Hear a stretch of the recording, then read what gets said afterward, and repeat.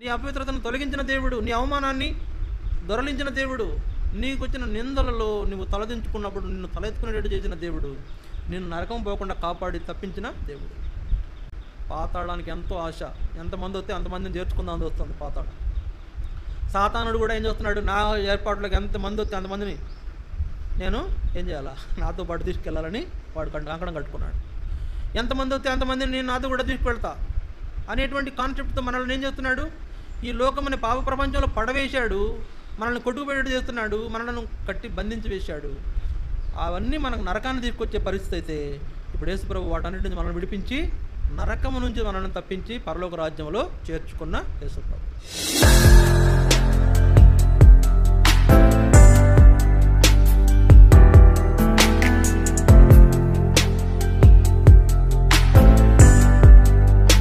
దేవుని వాక్యము మనం ధ్యానించి ప్రభువుని ఆరాధిస్తాం.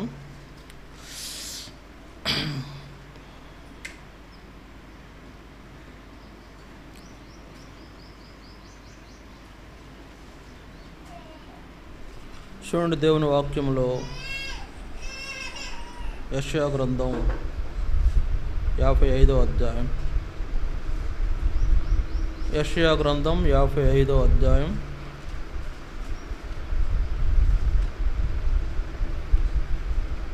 మొదటి 2 వచనాలు మనం చదువుకుంటాం. యెషయా గ్రంథం 55వ అధ్యాయం మొదటి 2 వచనాలు చదువుకుంటాం. Page number 616. యెషయా గ్రంథం 55వ అధ్యాయం మొదటి 2 వచనాలు చదువుకుంటాం.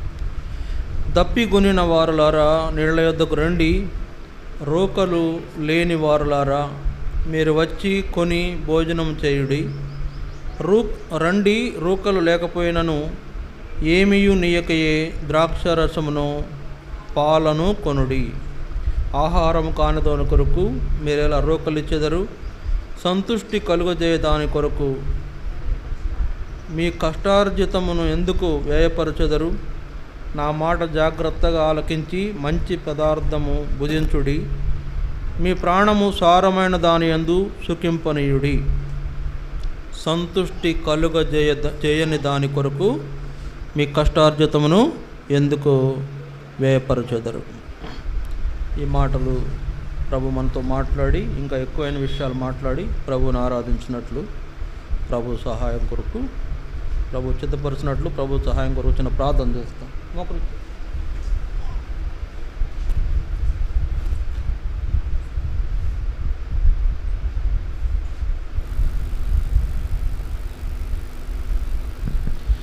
ప్రేంగల పరలోక తండ్రి, పరిశుద్ధుడు అయిన దేవాన్ని స్తోత్రాలు. సమయంలో మరోసారి నీ పాదాలు చెంతకు వస్తున్నాము. కనుకరించండి ఆయన. ఈ దినం ఆరాధన కొరకే మమ్మల్ని తీసుకొచ్చారు. మిమ్మల్ని ఆరాధించినట్లు మమ్మల్ని శుద్ధపరచమని ప్రార్థన చేస్తున్నాము. నీ ఏర్పాట్లో ఉన్న నీ ప్రజలైన వారు నేను ఆరాధించే అనుభవంలో ప్రతి ఒక్కరిని తీసుకుని రండి. ఎట్లా ఆరాధించాలో వాక్యం ద్వారా నేర్పించండి, సహాయం చేయండి.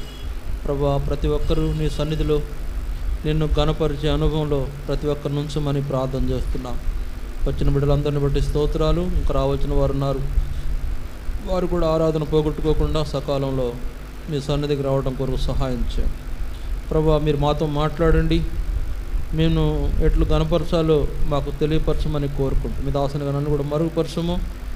ఈ వాక్యం ద్వారా నీ ప్రజలతో మాట్లాడము. నా నోట మీ మాటలు ఉంచుము. కీర్తన 81:10 ప్రకారం, మత్తయి సువార్త 10:20 ప్రకారం, నిర్గమ 4:12 ప్రకారం, యెహెజ్కేలు 2:1 ప్రకారం ప్రభువా మీరు మాట్లాడుతున్నామని కోరుకుంటూ మీ దాసుని నిలవబెట్టి మీ దాసుని బలపరచమని ప్రార్థన చేస్తూ మీ ప్రజలకు వినగల చెవి, గ్రహించుకునే మనస్సు ప్రతి ఒక్కరు దయచేయమని కోరుకుంటూ మీ సన్నిధిని మాకు అనుగ్రహించమని యేసుక్రీస్తు వారి శ్రేష్టమైన నామమున మిమ్మల్ని స్తుతిస్తూ ప్రార్థించి వేడుకుంటున్నాం తండ్రి. ఆమేన్.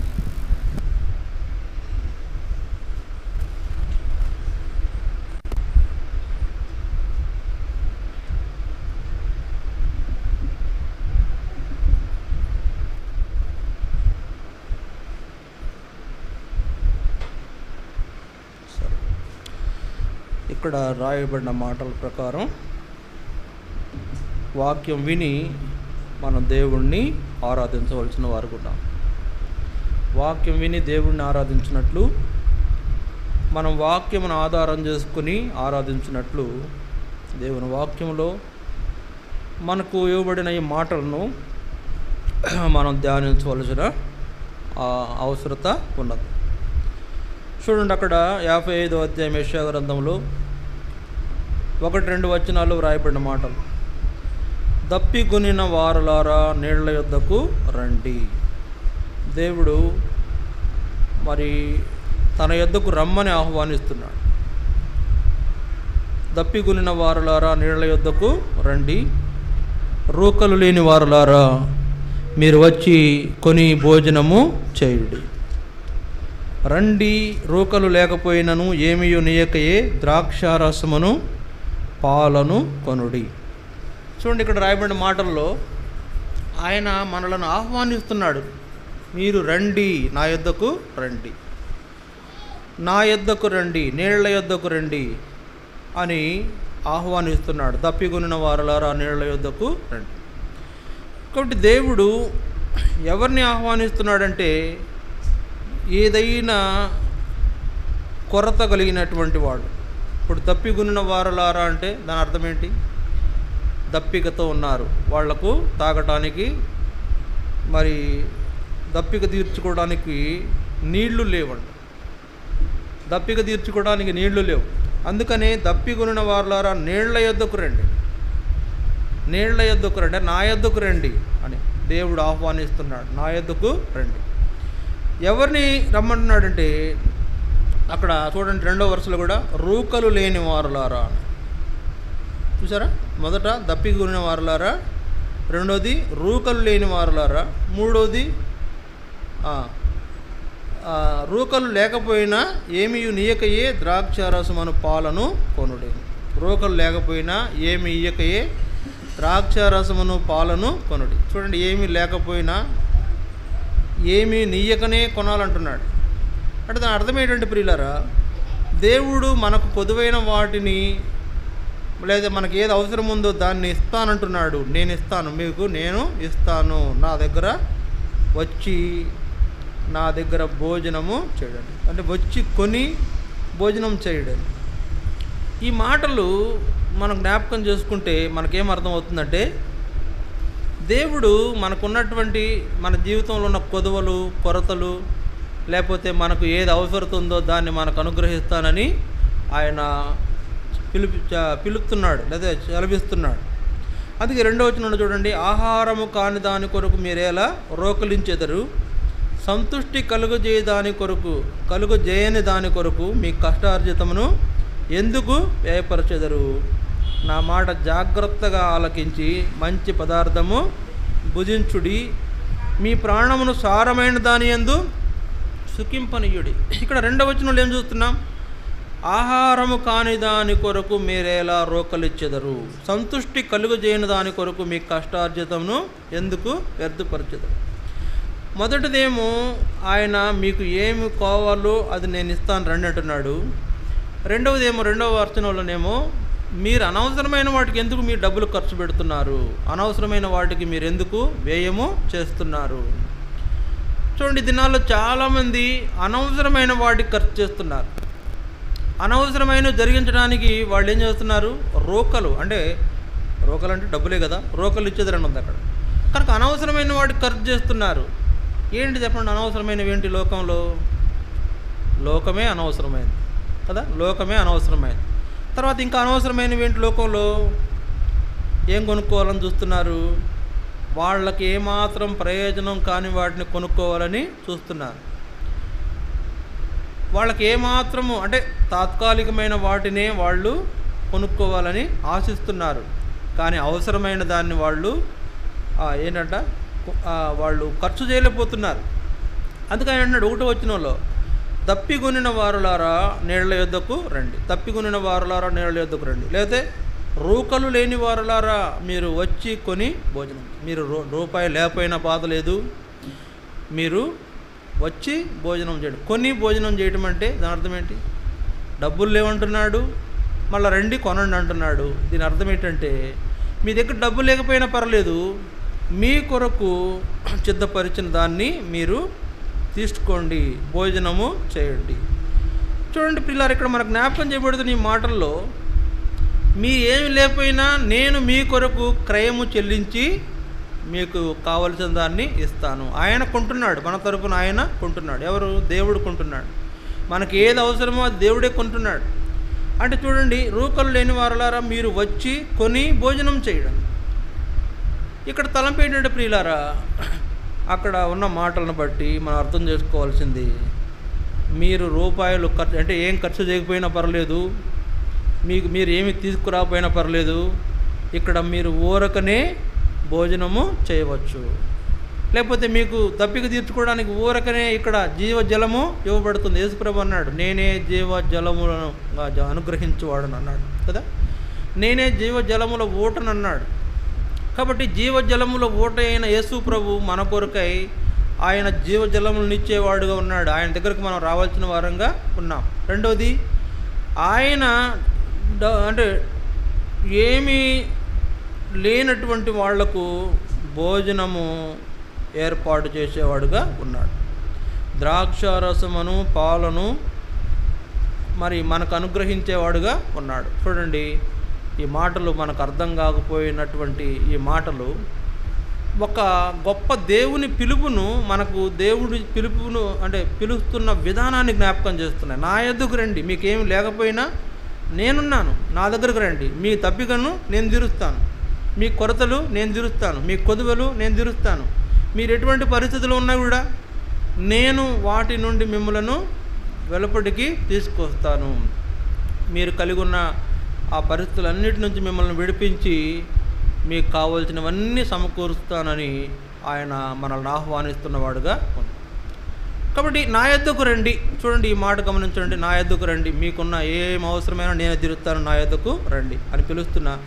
ఈయన ఎలాంటి వాళ్ళను పిలుస్తున్నాడు, ఎలాంటి వాళ్ళని తన ఎదుకు ఆహ్వానిస్తున్నాడు అని మనం గమనిస్తే, మరి కొందరిని మనం చూస్తాం. 2వ వచనంలో కొంతమంది వ్యర్థమైన ఖర్చు చేస్తుంటారు, వ్యర్థమైన భక్తి చేస్తుంటారు, వ్యర్థమైనటువంటి జీవితాన్ని జీవిస్తుంటారు, అందుకు అవసరమైతే ఎంతైనా ఖర్చు చేస్తుంటారు.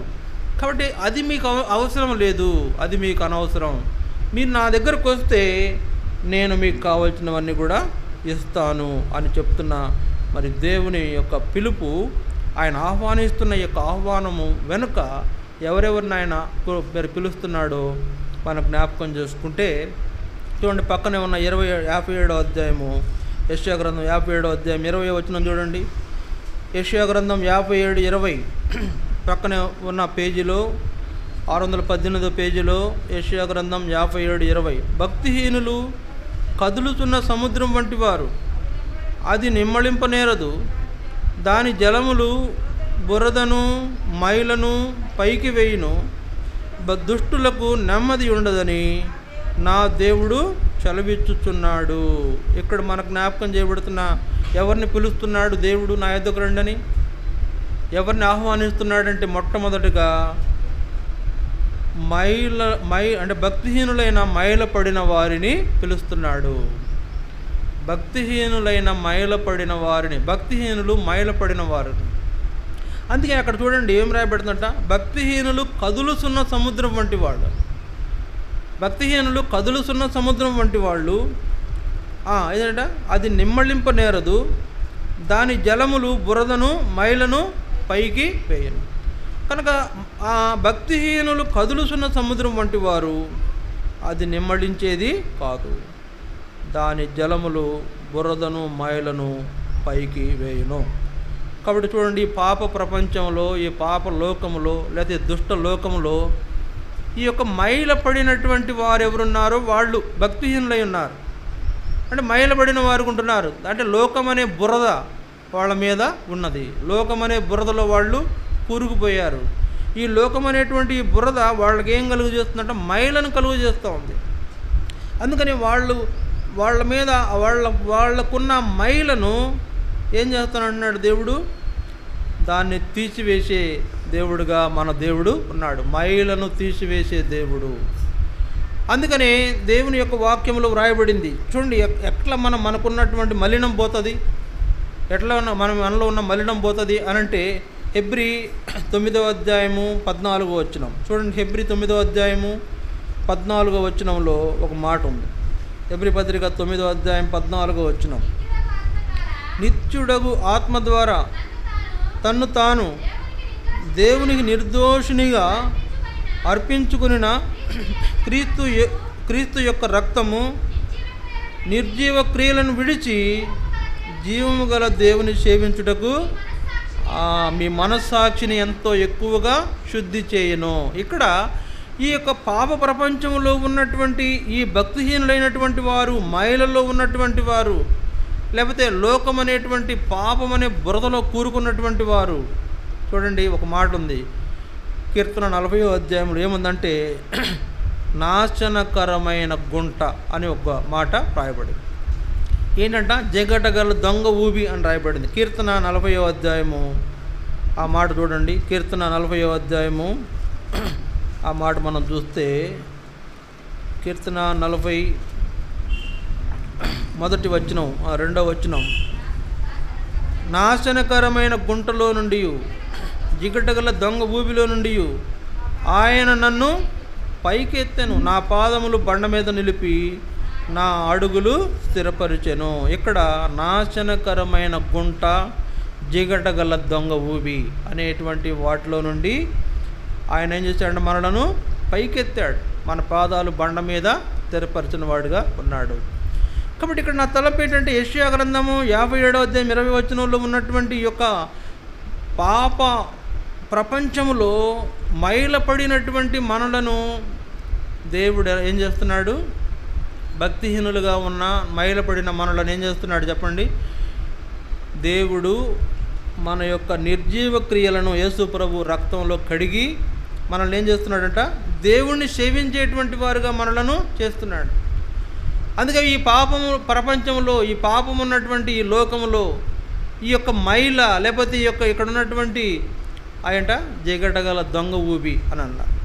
ఈ యొక్క ఊబిలో మనం కూరుకుపోయినటువంటి మనలను, లేదా బురద మన మీద పడి మనలను మలినం చేస్తున్నటువంటి పరిస్థితి నుండి దేవుడు ఏం చేస్తున్నాడు? తన రక్తం చేత, యేసుక్రీస్తు రక్తం చేత మనలను, మన మనస్సాక్షిని కూడా శుద్ధి చేసి ఏం చేస్తున్నాడు? జీవము గల దేవుణ్ణి సేవించేటువంటి వాళ్ళుగా మనలను సిద్ధపరుస్తున్నాడు.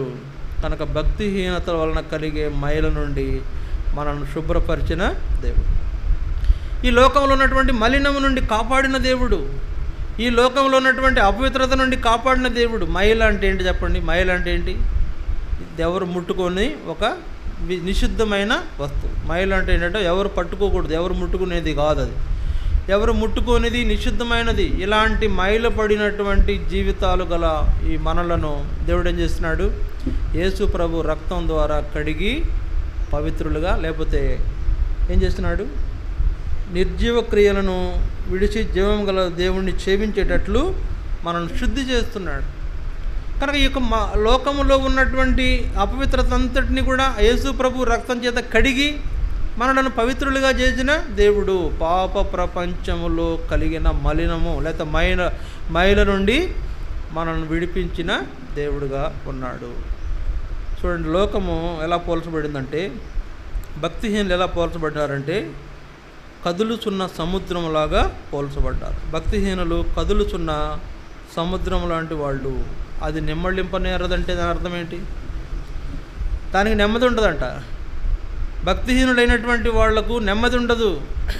లేకపోతే భక్తిహీనులైనటువంటి వాళ్ళు కదులుచున్న సముద్రం వంటి వాళ్ళు. అంటే ఇలాంటి కదులుచున్న సముద్రం వంటి వారు ఉన్నటువంటి వీళ్లకు నెమ్మళింపనేరని పరిస్థితి వాళ్ళు కలిగి ఉంటున్నారు. అందుకే చివరిలో ఏమన్నాడు? దుష్టులకు నెమ్మది ఉండదని నా దేవుడు చలివిస్తున్నాడు. భక్తిహీనులైనటువంటి వాళ్లకు నెమ్మది ఉండదు. ఎంతో కలవరం, లేకపోతే ఎంతో భయంకరమైనటువంటి జీవిత విధానం వాళ్ళు కలిగిన వాళ్ళు. అలాంటి పరిస్థితులు ఉన్న వాళ్లకు యేసు ప్రభు ద్వారా, ఆయన రక్తం ద్వారా వారి యొక్క మనస్సాక్షి శుద్ధి చేయబడి వాళ్ళు దేవుణ్ణి సేవించేటువంటి వాళ్ళుగా వాళ్ళు చేయబడాలనేది దేవుని యొక్క ఉద్దేశం. అందుకని యేసు ప్రభువుని కలువరి శిలువలో బలిగా అర్పించాడు. ఆయన రక్తం కార్చిన ఆయన ఆ రక్తంలో మనలను ఏం చేసినాడు? శుద్ధి చేస్తూ వచ్చినాడు.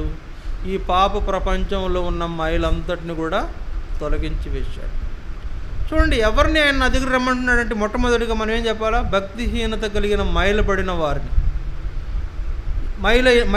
మైలను ఎవరైతే మరి కలిగి ఉన్నారో వారిని ఏం చేస్తున్నాడు? నా యొద్దకు రండి, మీకు నేను జీవజలములను ఇస్తాను, దప్పికను తీరుస్తాను, మీకు ఆహారాన్ని ఇస్తాను, మీరు ఏమి కష్టపడకుండానే మీరు నా దగ్గర సౌఖ్యంగా ఉండవచ్చు అని దేవుడు మనకు చలవిస్తూ ఉన్నాడు. అందువల్ల ఈ పాప ప్రపంచంలో మైలపడిన లేకపోతే మన జీవితాల్లో మలినము కలిగినటువంటి జీవితాలను యేసుప్రభు రక్తంలో శుద్ధి చేసిన మన దేవుడు ఆయన్ను సేవించాలనేది ఆయన యొక్క ఉద్దేశం. ఇది మొదటి సంగతి.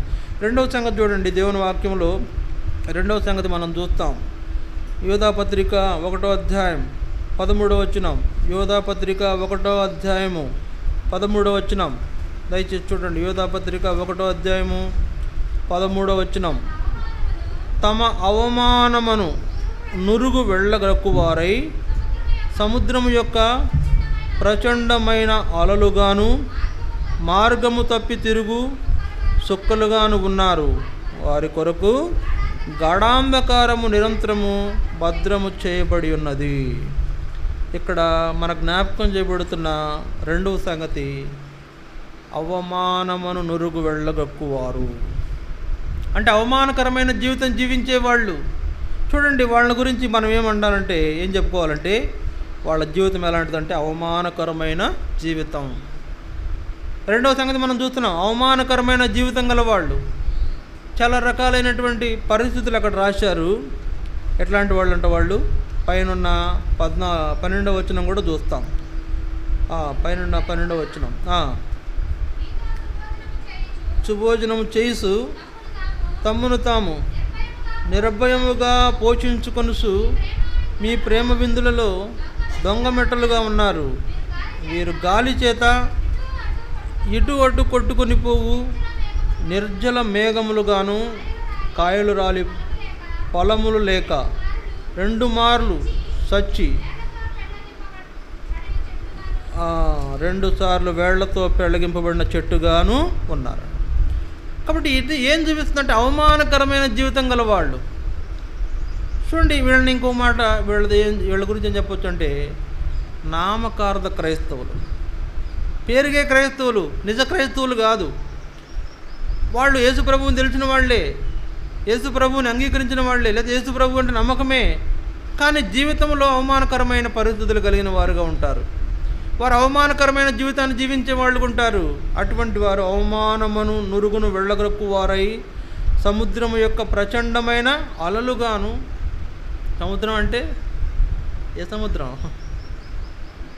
ఇలా చదివాం కదా, చెప్పాం, భక్తిహీనులు కదులుచున్న సముద్రం వంటి వారు.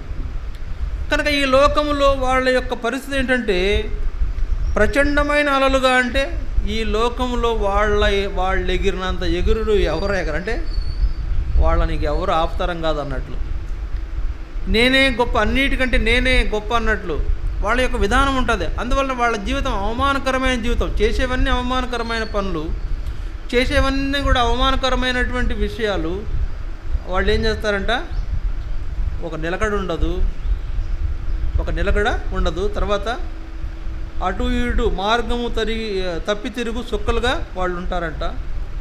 తర్వాత ప్రచండమైన అలలుగాను మార్గము తప్పి తిరుగు సుక్కలుగాను ఉన్నారు. వారి కొరకు ఏం సిద్ధపరచబడిందంట, గాఢాంధకారము నిరంతరము భద్రం చేయబడింది. వీళ్ళు ఎవరంటే అవమానకరమైన జీవితం జీవించేవాళ్ళు. ఇంకొకళ్ళు ఎవరంటే పేరుకే క్రైస్తవులు కానీ నిజ జీవితంలో వాళ్ళు క్రైస్తవేతరులు అన్నట్లు జీవించేవాళ్ళు. పేరుకే క్రైస్తవులు పేరు పెట్టుకున్నారు. కొంతమందికి సువార్త అనే పేరు పెట్టారు, అంతా దుర్వార్తే వాళ్ళ జీవితంలో. కొంతమందికి ఇంకా కొన్ని పేర్లు ఉంటాయి, మంచి మంచి పేర్లే. సక్కన అందే ఒక అమ్మాయి ఉంది మా దగ్గర, సక్కన, అంతే కదా, సక్కన అనే ఒక అమ్మాయి ఉంది. పేర్లు పెడతారు, మంచిదే, పరిశుద్ధమ్మ, మంచి పేరు, కానీ ఆ జీవితంలో పరిశుద్ధత ఉండదు. లేదా సక్కన అని పేరు పెట్టారు ఒక ఆమెకి. సరే, ఈ పేరు పెట్టినా ఆమె జీవితంలో అంటే పేరు పెట్టినా కానీ ఆమెలో చక్కదనం లేకపోయి ఉండొచ్చు, మనకు తెలియదులేండి పూర్తిగా. కాబట్టి పేర్లు ఏది పెట్టుకుంటాం. సువార్త అంటే సువార్త రావాలి కదా, సువార్త రాదు, దుర్వార్తలు వస్తూ ఉంటాయి. ఈ అవమానకరమైన జీవితం జీవిస్తుంటారు కనుక ఇలాంటి పరిస్థితుల్లో వాళ్ళు ఉంటారు. అలాంటి వాళ్ళు ఎలాంటి పరిస్థితి అంట, వాళ్ళ కొరకు గాఢాంధకారము భద్రం చేశాడంట దేవుడు. వారి కొరకు గాఢాంధకారం భద్రం చేసినటువంటి ఈ అవమానకరమైన జీవితం జీవించేటువంటి వాళ్ళు, అవమానం వారి నుంచి దేవుడు తొలగించి వారిని తన యొద్దకు ఆహ్వానించే ఈ గొప్ప ఏర్పాటు వారి జీవితంలో దేవుడు చేయాలని చూశాడు. కానీ వాళ్ళు ఏం చేస్తున్నారు, ఆయనను నిరాకరిస్తున్నారు. ఆ భక్తిహీనమైన జీవితం జీవిస్తూ భక్తిహీన క్రియలు చేసేటువంటి వాళ్ళుగానే వాళ్ళు ఉంటున్నారు. అవమానకరమైన జీవితం జీవించే వారిని కూడా దేవుడు ఏం చేస్తున్నాడంటే ఆహ్వానిస్తున్నాడు. నా యొద్దకు రండి, మీరు ఎలా ఊరికనే మీ జీవితాన్ని అవమానపరుచుకుంటారు, నా యొద్దకు రండి అని వారిని ఆహ్వానిస్తున్నాడు. చూడండి, ఇశ్రాయేలీలు మనం చూస్తాం. ఇశ్రాయేలీల జీవితంలో వారికి ఎంత అవమానం చెప్పండి. ఐగుప్తులో ఉన్నారు, 400 ఏండ్లు బానిసలుగా ఉన్నారు. 400 ఏండ్లు వాళ్ళు ఐగుప్తీలు వీళ్ళని చెరబెట్టి వీళ్ళని బానిసలుగా చాకిరీ చేయించుకుంటూ వచ్చారు. ఎంత అవమానం వాళ్ళు అక్కడ భరించవలసి వచ్చింది. వీళ్లకు అక్కడ సరైన మరి గౌరవము లేకపోతే సరైన హోదా లేదు. వాళ్ళు బానిసలుగా వాళ్ళని చూస్తూ వచ్చాడు ఐగుప్తు రాజు ఫరో. ఇప్పుడు ఎట్లనే సాతాను కూడా మనల్ని లోకంలో బానిసలుగా లేకపోతే తన ఏర్పాటులో ఉన్నటువంటి మనలను ఆ యొక్క తనకు తగినట్లుగా నడుచుకునేటువంటి వారిగా చేసిన ఈ యొక్క శత్రువు సాతానుడు మనల్ని కూడా అవమానకరమైన జీవితంలోనికి నెట్టివేసిన వాడుగా ఉన్నాడు. అవమానకరమైన జీవితం అంటే ఇప్పుడు ఐగుప్తిలో కనుక ఇశ్రాయేలుకి ఎలాంటి అవమానం ఎదురైందో, వాళ్ళు అక్కడి నుంచి విడిపించబడి తీసుకురాబడినప్పుడు వాళ్ళ అవమానం అంతా కూడా వాళ్ళ మీద తొలగిపోయిందంట. చూడండి, అందుకనే మనం ఒక మాట చూద్దాం. యెహోషువ 5వ అధ్యాయం, యెహోషువ 5వ అధ్యాయము 2వ వచనం లేకపోతే 3వ వచనం చూడండి. యెహోషువ గ్రంథం 5వ అధ్యాయము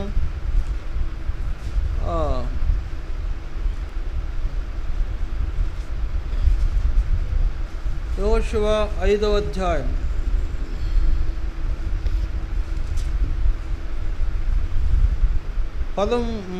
యెహోషువ 5వ అధ్యాయము 9వ వచనం. అప్పుడు యెహోవా, నేడు నేను ఐగుప్తు అవమానమును మీ మీద నుండకుండా దొరలించి వేసి ఉన్నానని యెహోషువతో అనెను. అందుచేత నేటి వరకు ఆ చోటికి గిల్గాలను పేరు. కాబట్టి గిల్గాలను పేరు. చూడండి, ఇక్కడ యెహోషువతో దేవుడు మాట్లాడుతూ ఏమంటున్నాడు? నేడు నేను ఐగుప్తు అవమానము మీ మీద నుండకుండా దొరలించి వేసి ఉన్నానని యెహోషువతో అనెను. ఐగుప్తు అవమానము మీ మీద నుండకుండా దొరలించి వేసి ఉన్నాను. ఎక్కడండి ఇది? ఇశ్రాయేలు ఐగుప్తు నుంచి విడిపించబడి వాళ్ళ యొక్క యాత్రలో, కనాను యాత్రలో, ఇంకా కనానులో ప్రవేశించబోయే ముందు యోర్దాన్ నది వచ్చిందంట. యోర్దాన్ నది దాటబోయే ముందు వాళ్ళు అక్కడ 3 దినాలు ఉన్నారంట. నది అవతల 3 దినాలు ఉన్నారు. ఈ 3 దినాల్లో దేవుడు యెహోషువతో మాట్లాడుతున్నాడు. ఏమని అంటున్నాడంటే, నేను మీ మీద ఉన్న అవమానము నేడు దొరలించి వేసి ఉన్నానంటే ఏంటి అవమానం? ఐగుప్తు అవమానం. ఏంటి అవమానం? జీవితంలో వాళ్ళ జీవితంలో పడిన కష్టాలు, వాళ్ళ జీవితంలో ఎన్నో నిందలు శ్రమలు ఓర్చుకుంటూ వచ్చిన పరిస్థితి, ఐగుప్తులు వాళ్ళతో వెట్టి చాకిరీ చేయించుకుని వాళ్ళని కఠినంగా బాధపరిచిన పరిస్థితి, అంత అవమానమే కదా. ఇదంతా కూడా నేడు మీ మీద నుండి దొరలించి వేసి ఉన్నానని దేవుడు యెహోషువతో చెప్తున్నాడు. చూడండి, ఇది ఏం జ్ఞాపకం చేస్తుందంటే, అవమానకరమైన పరిస్థితులు ఉన్నటువంటి వాళ్లకు ఈ అవమానం నుంచి విడిపించబడే పరిస్థితిని జ్ఞాపకం చేస్తుంది. ఐగుప్తు నుండి కనానుకు చేరుతున్న ఆ సందర్భంలో దేవుడు వాళ్ళతో చెప్తున్నాడు, నేడు ఈ అవమానం మీ మీద నుండి దొరలిపోతుంది, తొలగించబడుతుంది. కాబట్టి ఇలాంటి అనుభవంలో ఉన్నటువంటి వాళ్ళు, ఇశ్రాయేలు ప్రజలు, వాళ్ళకున్న అటువంటి ఆ యొక్క అనుభవంలో వాళ్ళ ఆ మాటను ఆధారం చేసుకుని యోర్దాను దాటి వాళ్ళు కనాన్లో ప్రవేశించిన వాళ్ళుగా ఉన్నారు. యోర్దాన్ నది దాటి కనాన్ దేశంలో ప్రవేశించే సందర్భంలో వాళ్ళ అవమానం అంతా కూడా తొలగించబడింది. కాబట్టి అవమానకరమైన జీవితం జీవించేటువంటి వాళ్లకు వాళ్ళ అవమానం వారి మీద నుంచి దొరలించి వేసి లేదా తొలగించే దేవుడుగా మన దేవుడు ఉన్నాడు. ఇశ్రాయేలీయులు పడిన అవమానాలన్నీ కూడా ఆనాడు తొలగిపోయి వాళ్ళు తమకు ఇవ్వబడిన రాజ్యంలో ప్రవేశించినప్పుడు వాళ్ళకు కలిగిన ఆనందం అంతా ఇంత కాదు. చూడండి, ఆ తర్వాత వాళ్ళు ఆ యోర్దాను దాటిన తర్వాత వాళ్ళు గొప్పగా అరిచి కేకలు వేశారంట. గొప్పగా వాళ్ళు ఏం చేశారు? కేకలు వేశారు. కాబట్టి ఇక్కడ ఈ యొక్క పరిస్థితిని, వాళ్ళు కలిగిన ఈ పరిస్థితి, వాళ్ళ మీద ఉన్నటువంటి అవమానము తొలగించబడినటువంటి పరిస్థితి కనుక వాళ్ళు చక్కగా ఆ గొప్ప అనుభవంలో వాళ్ళు దేవుణ్ణి ఘనపరిచిన వాళ్ళుగా వాళ్ళు ఉన్నారు. అందుకే చూడండి, ఇక్కడ మనకు రెండవ విషయం ఏంటంటే, అవమానకరమైన జీవితము జీవించేటువంటి వారిలో నుండి అవమానము తొలగించిపోయినప్పుడు కలిగే ఆ గొప్ప ఏర్పాటు, వాళ్ళు అనుభవించిన ఆనందము, మరి మనం కూడా మన జీవితాల్లో అవమానకరమైన జీవితం నుంచి విడిపించబడినప్పుడు మనం కూడా దేవుణ్ణి ఆరాధించేవారుగా ఉండటం అనేది చాలా గొప్ప సంగతి. కనుక అవమానకరమైనటువంటి జీవితంలో నుండి మనం విడిపించబడినప్పుడు మనం దేవుణ్ణి ఖచ్చితంగా ఘనపరచవలసిన వారంగా మనం ఉన్నాం.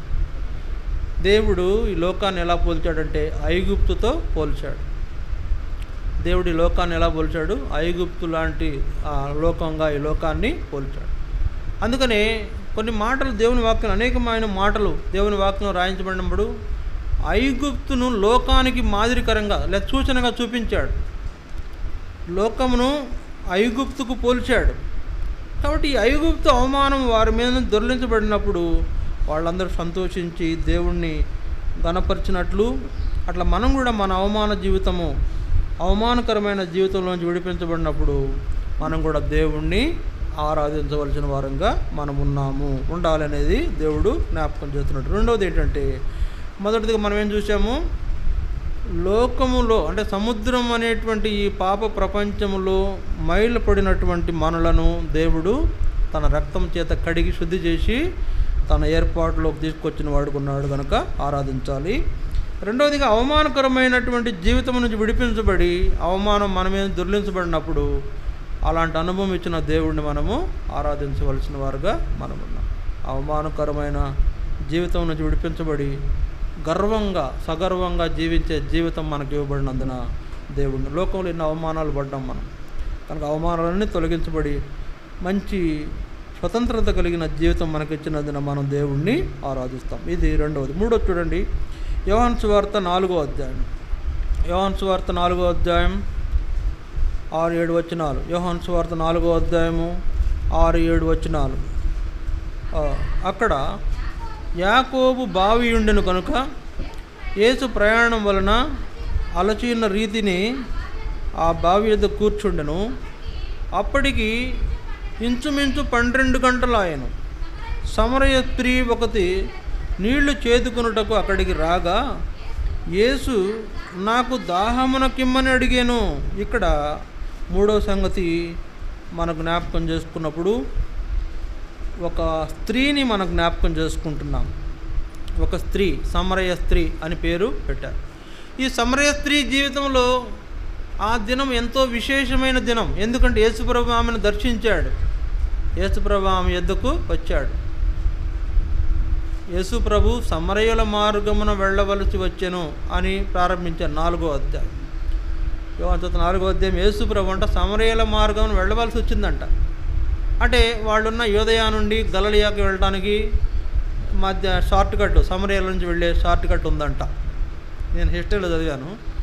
యోదయ నుండి గలిలయకి వెళ్ళడానికి షార్ట్ కట్టు.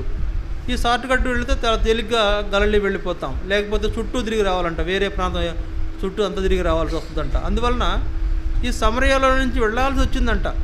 త్వరగా వెళదామనుకున్నాడు ఏమో, సమరయాలు వెళ్ళాల్సి వచ్చిందంట. అదే సమయంలో సమరయాలో ఈ స్త్రీ మీద ఆయనకు ఏముంది? ఆలోచన.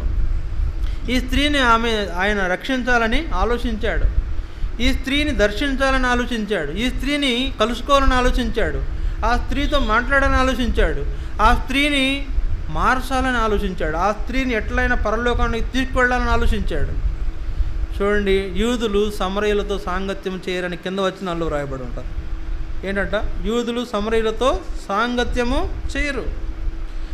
అటువంటి యేసు ప్రభు, యూదుడైన యేసు ప్రభు సమరయ స్త్రీని దర్శించి ఆమెతో మాట్లాడుతున్నటువంటి సందర్భం ఆమెకెంతో విశేషమైంది. కనుక ఈ సమరయ స్త్రీ తన జీవితం 12 గంటలప్పుడు బావి దగ్గరికి వచ్చింది నీళ్లు పట్టుకోవడానికి. మధ్యాహ్నం 12 గంటలప్పుడు, సేమ్ టైం, ఇదే టైంలో మధ్యాహ్నం ఎవరైనా మంచినీళ్ళు పట్టుకుంటారా? నా ప్రశ్న. ఎవరైనా మంచినీళ్ళు పట్టుకోవాలనుకోండి, ఏ టైంలో పట్టుకుంటారు? పొద్దున్నే పట్టుకుంటారు, చల్లగా ఉన్నప్పుడు వెళ్తారు కదా. మధ్యాహ్నం వచ్చిందంటే అర్థం ఏంటి? ఆమెకు పాపం చిగ్గుపడే జీవితం ఆమె జీవితంలో తలదించుకుని బతకాల్సిన పరిస్థితి, తలంచుకోవాల్సిన పరిస్థితి ఆమె గురించి మరి మనం జ్ఞాపకం చేసుకోవాల్సిన సంగతి ఏంటి? తలెత్తుకోలేని జీవితం, నలుగురిలో కనబడడానికి ఇష్టపడని జీవితం, నలుగురిలోనికి రావాలంటే ఆమెకి కొద్దిగా ఏమంత బిడియంగా ఉంది. నలుగురిలో తలెత్తుకోలేక చిగ్గుపడుతున్న ఈ స్త్రీ యేసు ప్రభు దర్శించాడు. ఆ రోజు ఆమెను దర్శించి ఏమన్నాడు చెప్పండి? అమ్మా, నాకు దాహమునకు ఇవ్వు. ఎవరండినా? జీవజలముల ఊట. ఆయన అన్నాడు, యేసు ప్రభు అన్నాడు, అక్కడే అన్నాడు. ఏమన్నాడు? 10వ వచనం. అందుకు యేసు, నీవు దేవుని వరమును నాకు దాహమునకిమ్మని నిన్ను అడుగుతున్న వాడెవడు? అదియు ఎరిగి ఉంటే నీవు ఆయనను అడుగుదువు, ఆయన నీకు జీవజలం ఇచ్చును. ఆయనను అడిగితే ఆయన జీవజలం ఇస్తాడు. అలాంటి ఆయన నీకు దాహం అడుగుతుంటే ఏం చేస్తా? ఏమన్నాడు? నేనే జీవజలముల ఇచ్చేవాడినైతే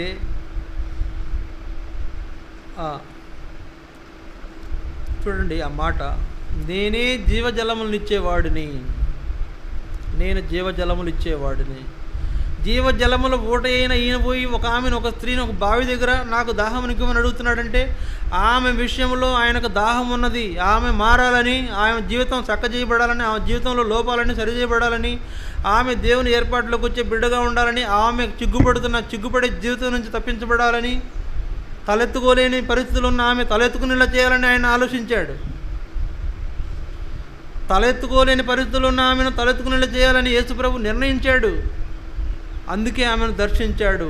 ఆమె తలెత్తుకోలేకపోతే అందుకు చూడండి, మధ్యాహ్నం 12 గంటలకు వచ్చారంటేనే ఎవరు రారు ఆ టైంలో, నీళ్ళకి వస్తారా? పైగా ఈ బావి వాళ్ళ ఊరు నుండి చాలా దూరం, అవుట్ సైడ్ ఎక్కడో ఊరు బయట ఉంది. ఒంటరిగా వచ్చింది అది కూడా. మరి బావి ఇప్పుడు చూడండి, సరే దూరం అని బావి ఉందండి, ఒకళ్ళు వెళ్తారా? పక్కనున్న వదిన లేకపోతే అమ్మ, చెల్లు, తల్లు ఎవరన్నా రెండమ్మా తోడురా నీళ్ళు పట్టుకొద్దామని వెళ్తారు, దిక్కెళ్తారు కదా. ఇద్దరు మంచినీళ్ళు పట్టుకొని వెళ్తారంటే ఇద్దరు ఖచ్చితంగా వెళ్తారు. ఇద్దరు వెళ్తారు, ఒకళ్ళైతే ఎవరు వెళ్ళరు, ఇద్దరు ఖచ్చితంగా వెళ్తారు. మాటలు చెప్పుకుంటూ మాటలు చెప్పుకుంటూ వెళ్తారు. ఈమెకి ఆ ఒక్కటే వచ్చింది. కారణం ఏంటంటే తలెత్తుకోలేని జీవితం, చిక్కుపడాల్సిన జీవితం. అలాంటి పరిస్థితుల్లో ఉన్న ఆమెను యేసు ప్రభు జ్ఞాపకం చేసుకుంటూ వచ్చాడు. చూడండి ఎక్కడున్నాడు? యోదయాలో ఉన్నాయన సమరయాలో ఉన్న స్త్రీ గురించి ఆలోచించాడు. ఆమె జీవితాన్ని మార్చడం కోసం ఆలోచించాడు. ఆమె జీవితంలో కష్టాలన్నీ తొలగించబడాలని ఆలోచించాడు. కనుక కొన్ని పరిస్థితులు సంభవించినప్పుడు, తలెత్తుకోలేని పరిస్థితులు సంభవించినప్పుడు వారిని తలెత్తుకునేటట్టు చేయడమే యేసు ప్రభు యొక్క ఉద్దేశం. కొంతమంది అవమానకరమైన జీవితం జీవించేటువంటి వాడు, వాళ్ళ అవమానాల నుంచి వారిని విడిపించడమే యేసు ప్రభు యొక్క ఉద్దేశం. కొంతమంది లోకంలో ఉన్నటువంటి మలినం కలిగి జీవించేటువంటి వాడు, వాళ్ళ మలినం నుంచి విడిపించడమే యేసు ప్రభు యొక్క ఉద్దేశం. కనుక ఈ 3వ స్త్రీ, సరే ఆమె ఏం చేసిందో మనకు వద్దులేండి, అదంతా ఇప్పుడు చెప్పట్లేదు నేను. కానీ ఆమె తలెత్తుకోలేకపోతుంది, నలుగురిలో స్వేచ్ఛగా తిరగలేకపోతుంది. ఎవరైనా చూస్తారేమో భయపడుతూ ఉంది. అలాంటప్పుడు ఈయన చూశాడు యేసు ప్రభు. కనుక ఇప్పుడు ఏమైంది చెప్పండి? ఆమె తలెత్తుకొని తిరగలేనటువంటి జీవితం గల ఈ స్త్రీ, చిగ్గుపడే ఈ స్త్రీ, లేకపోతే లోకంలో ఉన్నట్టు సమరయలో మిగిలిన వాళ్ళకు భయపడే ఈ స్త్రీ సగర్వంగా యేసు ప్రభువుని సాటించింది. ఊరిలోకి వెళ్ళి సగర్వంగా, ఈయన నా జీవితాన్ని గురించి చెప్పాడు, నేను చేసిన వాడిని నా చెప్పాడు, ఈయన క్రీస్తుగాడా అని ఊరిలో సువార్త చెప్పిందండి. అట్లా మార్చివేసి, అంటే తలెత్తుకునేలా చేశాడు. సగర్వంగా ఆయనను సాటించేలాగా ఆమె జీవితం మార్చబడిన ఈ స్త్రీ, తలెత్తుకోలేనటువంటి ఈ స్త్రీ తలెత్తుకుని ఊరిలో సాక్ష్యం ఇచ్చే స్త్రీగా చేయబడిన ఆ సంగతి మన జీవితంలో కూడా కొన్ని పరిస్థితులు, తలెత్తుకోలేని పరిస్థితులు ఉంటాయి మనకు. అలాంటి పరిస్థితుల నుంచి మనల్ని దేవుడు ఏం చేస్తాడు? విడిపించి తలెత్తుకుని సగర్వంగా ఈయన యేసు, ఈయన నా రక్షకుడు, నా పాపాల నుంచి నన్ను విమోచించినవాడు, నా అవమానాన్ని తీసివేసినవాడు, నా నిందను తొలగించినవాడు, నా యొక్క మైళ్ళను కడిగివేసినవాడు, లేకపోతే నా యొక్క తలెత్తుకునే నా జీవితంలో నన్ను సగర్వంగా నిలబెట్టినవాడు అని ఊరిలో చాటించిన ఈమె లాగా మనం ఆరాధించవలసిన అవసరత. యేసుప్రభు అన్నాడు, దేవుడు ఆత్మ కనుక ఆయన ఆత్మ ఆరాధించేవారు ఆత్మతోనూ సత్యముతోనూ ఆరాధించాలి. ఆమెతోనూ చెప్తున్నాడు అక్కడ అన్నమాట. దేవుడు ఆత్మ కనుక ఆయన ఆరాధించేవారు ఆత్మతో సత్యంతో యథార్థముగా ఆరాధించాలా.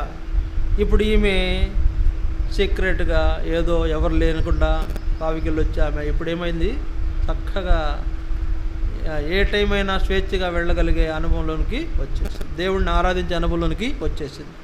అట్లా తలెత్తుకోలేని జీవితం గల వాళ్ళ జీవితాలను కూడా తలెత్తుకునేలాగా చేయగలిగిన యేసు ప్రభు కనుక ఆయన మనం ఆరాధించాలి. ఇది మూడవది. నాలుగోది చూడండి, చివరికి ఒక మాట చెప్పి నేను ముగిస్తాను. నాలుగో విషయం దేవుని వాక్యంలో యెషయా గ్రంథం 5వ అధ్యాయం. యెషయా గ్రంథం 5వ అధ్యాయం, యెషయా 5వ అధ్యాయము 13వ వచనం. యెషయా 5వ అధ్యాయం 13వ వచనం. కావున నా ప్రజలు జ్ఞానము లేకయే చెరపట్టబడిపోతున్నారు, వారిలో గనులైన వారు నిరాహారులుగా ఉన్నారు, సామాన్యులు దప్పిచేత జ్వరపీడితులగుదురు. చూడండి 14వ వచనం. అందుచేతనే పాతాళం గొప్ప ఆశ పెట్టుకుని అపరిమితముగా తన నోరు తెరుస్తున్నది, వారిలో గనులను సామాన్యులను ఘోష చేయువారును హర్షించువారును పడిపోదురు అని రాయబడింది. ఇక్కడ చూడండి, అనేకులు దప్పి చేత జ్వరపీడితులైపోయే వాళ్ళుగా ఉన్నారు. అనేకులు ఎవరంటే వాళ్ళలో సామాన్యులు ఉన్నారు, తర్వాత గనులైన వారు కూడా ఉన్నారు. అందరూ ఉన్నారు, ఎవ్వరు ఏ భేదము లేదు. అందరూ సామాన్యులు ఉన్నారు, గొప్పవాళ్ళు ఉన్నారు, చదువుకున్న వాళ్ళు, చదువు లేని వాళ్ళు ఉన్నారు, ఉన్నతమైన వాళ్ళు ఉన్నారు, లోయెస్ట్ పీపుల్ ఉన్నారు, తక్కువ వాళ్ళు ఉన్నారు, నల్లని వాళ్ళు ఉన్నారు, తెల్లని వాళ్ళు ఉన్నారు. లేకపోతే ఎవరైనా కూడా వాళ్ళు ఏం చేస్తారంట, దప్పి చేత జ్వరపీడితులగుదురు. జ్వరపీడితులు అనండి. జ్వరపీడితులు అంటే జ్వరం. ఏం జ్ఞాపకం చేస్తుంది? జ్వరం అంటే రోగం. ఏంటి ఆ రోగం? ఏంటి చెప్పండి ఆ రోగం ఏంటి? జ్వరం. జ్వరం అంటే ఏంటి? ఎంత టెంపరేచరు? 103. 103 అంటే డేంజరు. 104 వస్తే ఇక చాలా డేంజరు. 105 వస్తే సాయంత్రం గడిస్తే కానీ చెప్పలేము. అంటే ఈ జ్వరం మనకేం జ్ఞాపకం చేస్తుందంటే జ్వరపీడితులగుదురు అనే ఈ సందర్భము పాతాళములోనికి పోయే వాళ్ళుగా వాళ్ళు ఉన్నారు. అందుకే పాతాళం అపరిమితంగా నోరు తెరుచుకొని కూర్చుందంట. పాతాళం అపరిమితంగా నోరు తెరుచుకుందంట. ఎవరో మింగేద్దామని రెడీగా ఉందంట. ఆ 14 వచనం. అందుచేతనే పాతాళము గొప్ప ఆశ పెట్టుకుని అపరిమితముగా తన నోరు తెరుచున్నది. అందులోకి ఎవరు వెళ్తారంట? గనులు, సామాన్యులు, ఘోష చేయవారు, హర్షించువారు పడిపోతారు. పాతాళము తన నోరు తెరిచిపెట్టి కూర్చున్న దాంట్లోకి వెళ్ళే, పాతాళములో పడవేయబడే స్థితిలో ఉండే ఈ యొక్క ప్రజలు జ్ఞానం లేనివారు, దేవుణ్ణి ఎరగని వారు, చెరపట్టబడిపోతున్నవారు, సాతాను బంధించబడినటువంటి వాళ్ళు, సాతాను చేత బంధించబడిన వాళ్ళు. వాళ్ళు పాపంలో పడిపోయినారు, వాళ్ళు అపవిత్రతలు పడిపోయినారు, వాళ్ళు మోసం అనే జీవితంలో పడిపోయినారు. వాళ్లకు ఏ విధమైనటువంటి దేవుని యొక్క ఏర్పాటు లేనటువంటి వాళ్ళు. వాళ్లకు ఏమైందంట? జ్వరం పీడిస్తుందంట వాళ్ళు. జ్వరం అనేది మన దృష్టిలో చాలా చిన్న రోగం. కానీ అక్కడ ఆయన ఏం చెప్పాడంటే, పాతాళంలో వేయబడితే అక్కడ కలిగే వేదన ఎంత భయంకరంగా ఉంటుందో అక్కడికి వెళ్ళిన వాళ్ళని అడిగితే తెలుస్తుంది. అది ఎవరైనా వెళ్ళారా అంటే, మన తాలూకు ఎవరైనా వెళ్ళారా? మన తాలూకు ఎవరైనా ఉంటే ఎల్లుండి చెప్తారు. వాళ్ళు చెప్తారు, అయ్యా ఇట్లా ఉంది పాతాళం, అది అగాధం, అక్కడ అగ్ని, గోళ్ళ, కేకలు అని చెప్తారు. ఎవరైనా వెళితే చెప్తారు. కనుక మనం ఎవరికి వెళ్ళకపోయినా, లేదా మన సంబంధించిన వాళ్ళు వెళ్ళకపోయినా ఒక ఆయన వెళ్ళాడు. ఆయన చెప్తున్నాడు. ఏమని చెప్తున్నాడు?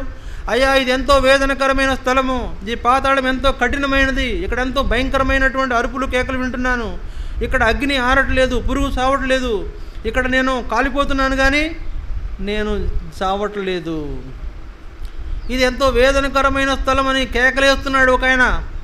అగాధంలో పాతాళంలో పడిపోయి కేకలు వేస్తున్నాడు. కనుక ఈ అనేక మంది ఈ జ్వరపీడితులైన వారు, నరకానికి పాత్రలు అయిపోతున్న వారు ఎవరున్నారు?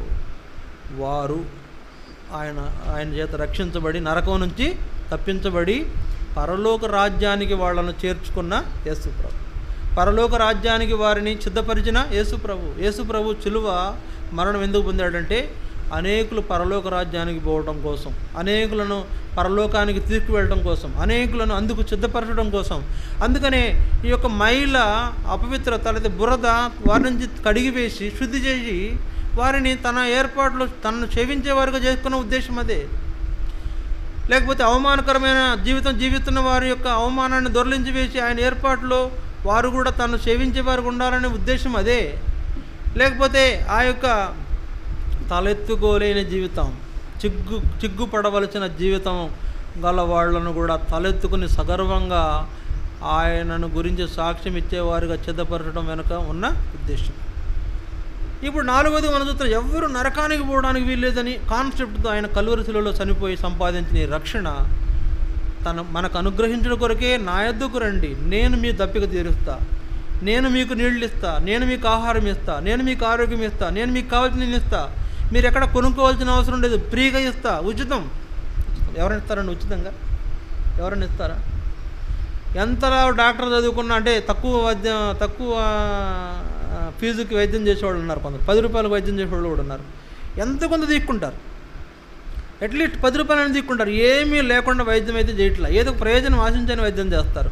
కానీ ఈయన ఏ విధమైనటువంటిది ఆశించకుండా నీకు వైద్యం చేసి నేను స్వస్థపరచగలిగిన దేవుడు, ఏ విధమైనది నీ దగ్గర నుంచి ఆశించకుండా నీ మైలను పోగొట్టిన దేవుడు, నీ మీద ఉన్న బురదను కడిగివేసిన దేవుడు, నీ అపవిత్రతను తొలగించిన దేవుడు, నీ అవమానాన్ని దొరలించిన దేవుడు, నీకు వచ్చిన నిందలలో నువ్వు తలదించుకున్నప్పుడు నిన్ను తలెత్తుకునేటట్టు చేసిన దేవుడు, నిన్ను నరకం పోకుండా కాపాడి తప్పించిన దేవుడు. పాతాళానికి ఎంతో ఆశ, ఎంతమంది వస్తే అంతమందిని చేర్చుకుందామని వస్తుంది పాతాళం. సాతానుడు కూడా ఏం చేస్తున్నాడు, నా ఏర్పాట్లోకి ఎంతమంది వస్తే అంతమందిని నేను ఏం చేయాలా, నాతో పాటు తీసుకెళ్ళాలని వాడు కంకణం కట్టుకున్నాడు. ఎంతమంది వస్తే అంతమందిని నేను నాతో కూడా తీసుకువెళ్తా అనేటువంటి కాన్సెప్ట్తో మనల్ని ఏం చేస్తున్నాడు, ఈ లోకముని పాప ప్రపంచంలో పడవేశాడు, మనల్ని కొట్టుకుపోయేటట్టు చేస్తున్నాడు, మనలను కట్టి బంధించి వేశాడు, మన అవమానకరమైన జీవితం కలిగిన వారుగా చేశాడు, చిగ్గుపడే జీవితం, తలదించుకునే జీవితం, ఇవన్నీ కూడా సాతాను వల్ల మనకు కలిగితే అవన్నీ మనకు నరకాన్ని తీసుకొచ్చే పరిస్థితి అయితే, ఇప్పుడు యేసుప్రభు వాటన్నిటి నుంచి మనల్ని విడిపించి నరకము నుంచి మనల్ని తప్పించి పరలోక రాజ్యంలో చేర్చుకున్న యేసుప్రభు. అలాంటి గొప్ప దేవుడు అంటున్నాడు, నా యొద్దకు రండి, నేను మీకు అన్నీ ఇస్తా, మీకు అన్నీ ఇస్తా, ఏం కావాలో అన్నీ ఇస్తా. ఇంకేమన్నాడు, విశ్రాంతిని ఇస్తా, మీకు ఆరోగ్యం ఇస్తా, మీకు కావాల్సిన అన్నీ ఇస్తా, ఆహారం ఇస్తా, దప్పిక తీరుస్తా, కట్టుకోవడానికి వస్త్రాలు లేవా నేను ఇస్తా, లేకపోతే ఇంకా ఉండడానికి ఇల్లు లేదా నేను ఇస్తా, చేసుకోవడానికి ఉద్యోగం లేదా నేను ఇస్తా, చేసే మీ వ్యవసాయ పనుల్లో దిగుబడి రావడం లేదా నేను ఇస్తా, నా యొద్దకు రండి నేను ఇస్తా అని పిలిచిన ఈయన మనకున్నటువంటి అన్ని పరిస్థితుల నుంచి మనం విడిపించి తన ఏర్పాట్లు అన్నీ ఇచ్చి సమకూర్చిన దేవుడు. అందుకే ఏం చేయాలి, మనము ఆరాధించాలి. క్రీస్తు యొక్క రక్తము జీవము గల దేవుణ్ణి సేవించుటకు మన మనస్సాక్షిని శుద్ధి చేసిన కారణం అదే. మనం జీవము గల దేవుణ్ణి సేవించాలి, జీవము గల దేవుణ్ణి సేవించాలి, జీవము లేని వాటిని కాదు, జీవము కలిగిన వాటిని సేవించే వారంగా మనం ఉండాలనేది ఆయన యొక్క ఉద్దేశం. ఆయన ఆరాధించేవారుగా మనం ఉండాలని ఆయన కోరుతున్నాడు. అలాంటి అనుభవంలో మన ప్రభువుని ఆరాధిస్తాం. ఒకరి తర్వాత ఒకరు ప్రభువుని ఆరాధించండి, వాక్యాన్ని ఆధారం చేసుకుని ఆరాధించండి.